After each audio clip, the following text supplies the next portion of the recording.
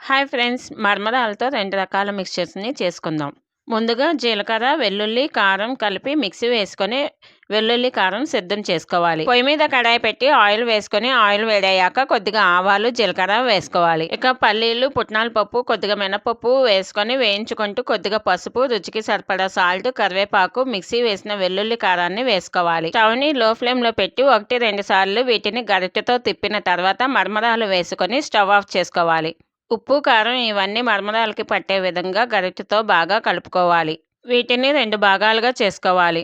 ఒక భాగంలో కట్ చేసిన ఉల్లి, టమాటాలతో పాటు నిమ్మరసం పిండుకోవాలి. ఉంటే కొత్తిమీర కూడా వేసుకోవచ్చు. ఈ చల్లచల్లని వాతావరణంలో వీటిని తింటుంటే మీ మనసు పారాషూట్లో ఎక్కి ఎయిర్‌లో ఎగురుతూ మరో ప్రపంచాన్ని పలకరిస్తూ పరిచయం చేసుకుంటుంటే వచ్చే ఆనందాన్ని మాటల్లో వర్ణించలేనిది. నచ్చితే ప్లీజ్ లైక్ చేయండి, షేర్ చేయండి,